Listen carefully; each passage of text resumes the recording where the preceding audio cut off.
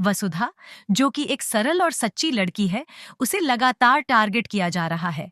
एक दिन जब कुछ गुंडे वसुधा को परेशान करते हैं और उसके चेहरे पर स्याही तक फेंक देते हैं, तब सबको लगने लगता है कि मामला गंभीर है। लेकिन जब ये बात वसुधा पूरे परिवार के सामने लाती है, तो मेघा चतुराई से सारा माहौल उलट देती है और वसुधा को ही झूठा साबित कर देती है।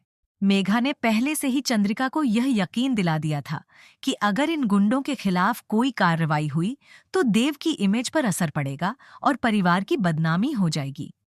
यही वजह है कि चंद्रिका वसुधा की बातों को दरकिनार कर देती है और उल्टा उसे ही दोषी ठहराने लगती है। इस पूरी घटना से वसुधा टूट जाती है, क्योंकि वह जानती है कि जो कुछ भी हुआ वह गलत था, लेकिन उसका समर्थन करने वाला कोई नहीं है।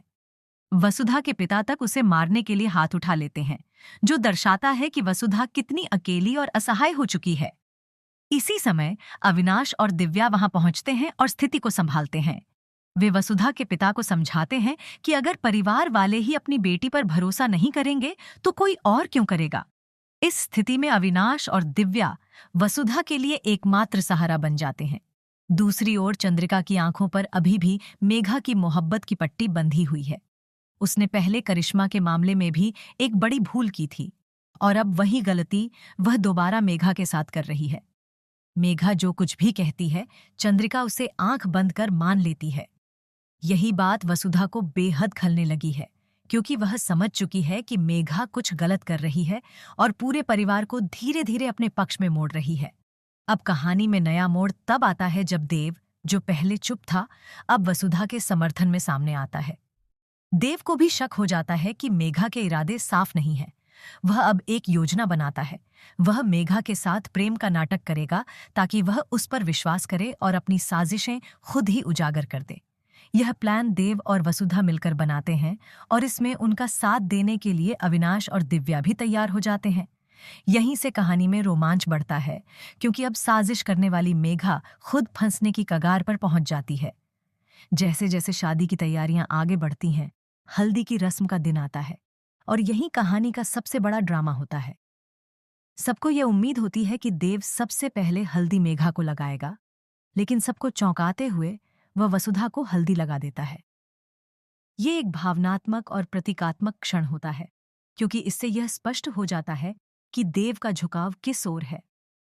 यह दृश्य चंद्रिका को भीतर तक झकझोर देता है, लेकिन वह अभी भी अपने भ्रम से बाहर नहीं आती। इस रस्म के दौरान वसुधा की आंखों में एक अलग आत्मविश्वास नजर आता है, क्योंकि अब वह अकेली नहीं है। देव, अविनाश और दिव्या उसके साथ खड़े हैं। कहानी यही नहीं रुकती। मेघा यह महसूस करने लगती है कि चीजें उसके नियंत्रण से बाहर जा रही हैं। वह एक और चाल चलने की कोशिश करती है, लेकिन इस बार देव उसकी हर हरकत पर नजर रखे हुए है। अब सवाल यह उठता है कि क्या चंद्रिका कभी यह समझ पाएगी कि वसुधा जो कह रही थी वह सच था? क्या मेघा की असलियत परिवार के सामने आ पाएगी, या वह फिर से कोई नया झूठ गढ़कर सबको अपने पक्ष में कर लेगी? क्या देव और वसुधा की जोड़ी मेघा की साजिशों को नाकाम कर पाएगी? इस पूरी कहानी में भावनाएं, विश्वास, धोखा और न्याय जैसे विषय गहराई से जुड़े हुए हैं। वसुधा, जो पहले कमजोर और अकेली दिखती थी, अब हिम्मत और सच्चाई की मिसाल बन चुकी है। देव, जिसने शुरू में मेघा पर भरोसा किया था, अब जान चुका है कि प्यार और रिश्तों का मतलब क्या होता है। अविनाश और दिव्या जैसे किरदार दर्शाते हैं कि हर कहानी में कुछ लोग ऐसे होते हैं जो बिना किसी स्वार्थ के सच्चाई के साथ खड़े होते हैं। और चंद्रिका, जो अंधविश्वास और भावनात्मक मोह में फंसी हुई है, क्या कभी अपने अंदर की आंखें खोल पाएगी, या वह एक बार फिर अपने निर्णयों से पूरे परिवार को मुश्किल में डाल देगी? इस सीरियल में आने वाला हर नया एपिसोड अब एक नई परत को उजागर करता है, जहां पर न केवल रिश्तों की परीक्षा हो रही है, बल्कि अच्छाई और बुराई की जंग भी चरम पर है। दर्शक अब यह देखने को बेताब हैं कि क्या वसुधा यह लड़ाई जीत पाएगी, क्या मेघा का पर्दाफाश हो पाएगा, या एक बार फिर सच्चाई किसी झूठ की आड़ में दबा दी जाएगी। यह सब देखने के लिए दर्शकों को अपनी आंखें स्क्रीन से हटाने का समय नहीं मिल रहा है।